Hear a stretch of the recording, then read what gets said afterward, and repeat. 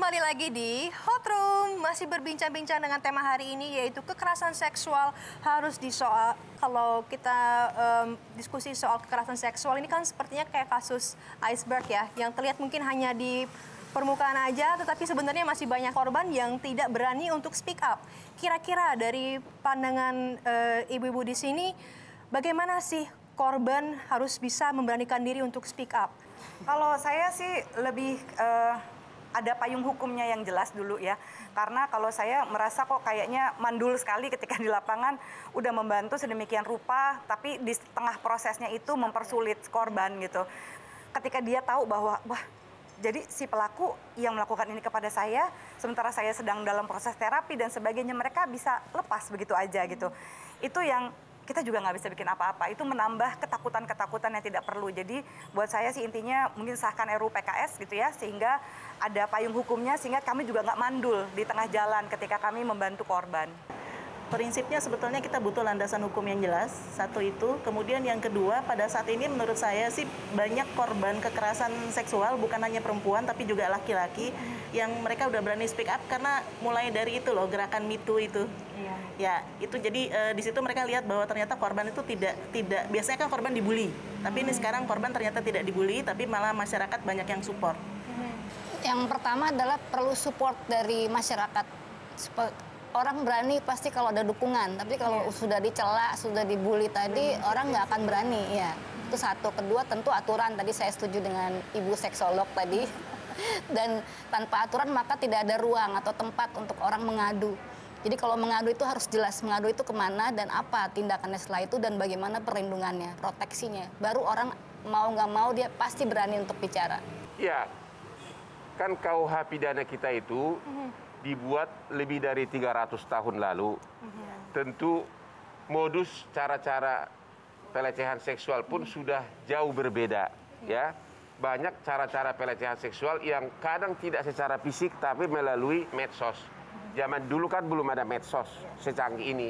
Jadi memang sangat mendesak agar RUU tentang konsep baru pelecehan seksual ini segera dibuat untuk menggantikan KUH pidana, karena di KUH pidana kita itu pasalnya sangat sederhana, hanya menyebutkan pelecehan seksual, ya hanya menyebutkan pelecehan seksual, berarti kan harus ada bukti fisik, perbuatan fisik langsung, ya itu model lama penafsiran dari KUH pidana kita. Sementara sekarang ini kadang-kadang tadi seperti petis tadi dari jauh dipandangin, dibungkus dulu, itu saya yakin itu agak susah itu dari segi KUH pidana yang sekarang. Iya, gitu. tidak memadai ya Bang ya.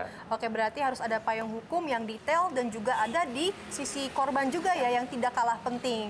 Baik, dan kita masih tersambung dengan 3 narasumber kita melalui video conference. Halo, ada Mbak Meila, ada Mr. Wei, dan masih juga ada Mas Abraham. Langsung saja saya ingin tanyakan harapannya ya dari proses hukum yang masing-masing dari Mas dan Mbak sedang hadapi sekarang. Bagaimana harapannya untuk kedepannya? Ya, kalau dari saya sih tadi selain pada respon publik, lalu juga payung hukumnya itu harus jelas, dan yang terakhir mungkin ini Mbak, masalah aparat penegak hukum juga yang mungkin lebih sensitif terhadap kasus-kasus seperti ini gitu. Karena kadang dari beberapa korban yang datang ke LBH Yogyakarta itu banyak yang selain bukti yang menyulitkan dalam proses pelaporan, itu juga banyak yang takut saat di kepolisian gitu kan. Kadang-kadang sensitivitasnya itu tidak ada. Jadi mungkin itu sih enggak. Tapi yang penting adalah payung hukum tadi. Jadi RUU PKS itu sangat dibutuhkan. Baik, terima kasih Mbak Meila. Boleh Mas Abraham? Ya, sebenarnya apa yang dilakukan oleh klien kami itu menurut saya adalah suatu bentuk perbuatan woman empowerment. Yang klien kami juga berharap di mana kalau misalnya ada korban-korban lainnya, jangan takut untuk speak up. Lalu harapan dari kami dan untuk melindungi saudara-saudara perempuan kita, RUU PKS harus disahkan. Terima kasih. Baik, terima kasih Mas Abraham. Dan sekarang kita ke Mr. Wei ya, ini sebagai korban. Yang jelas, saya berharap pelaku mendapatkan istilahnya hukuman yang setimpal, dan semoga dengan adanya kasus yang saya alami ini juga mampu menjadi agensi untuk para wakil rakyat kita untuk bisa mengesahkan RUU PKS selanjutnya. Karena juga sependapat dengan Ibu Indah bahwasannya memang harus ada hukum yang mengatur secara spesifik mengenai kasus pelecehan seksual, apalagi hukum kita itu masih abu-abu, jadi seperti itu. Baik, terima kasih Mr. W. Terima kasih sudah bergabung dengan kami dan berani menceritakan juga kasus yang dihadapi. Bang Hotman, kesimpulannya untuk hari ini, apakah Bang Hotman juga setuju dengan narasumber kita? Ya, kesimpulannya pertama, KUH pidana kita yang dibuat 300 tahun lebih yang lalu, yang pasalnya tentang pelecehan seksual itu sangat umum, sudah tidak mampu mengejar perkembangan modus cara pelecehan seksual sekarang ini. Jadi memang segera harus dirubah.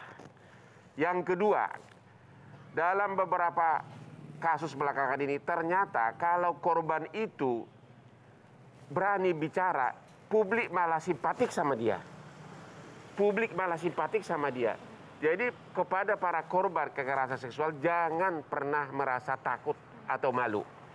Karena kenyataannya publik malah simpatik. Contoh yang sekarang ini AF sudah langsung ditangkap dalam beberapa hari ini. Itu kesimpulannya. Oke, terima kasih Bang Hotman. Ini kita dari tadi diskusinya sangat menarik sekali, banyak sekali knowledge yang kita dapat ya Bang. Ya. Bagaimana kalau kita ngopi Bang? Tadi kita ngomong haus Bang. Iya Bang, gimana kalau kopinya diminum dulu?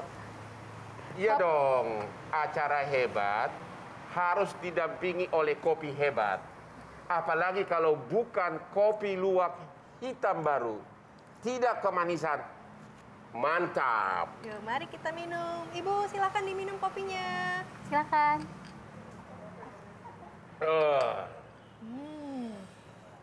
Mantap. Gimana kopinya Bang? Kopi luwak memang kopi mahal. Pastinya. Mantap. Mantap. Baik Bang Hotman, tidak terasa diskusi kita sudah sampai di akhirnya dan terima kasih juga saya ucapkan kepada seluruh narasumber yang sudah hadir.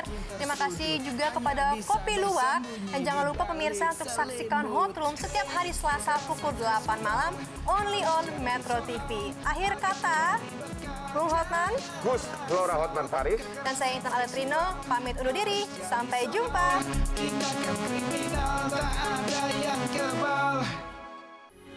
Metro TV, knowledge to elevate.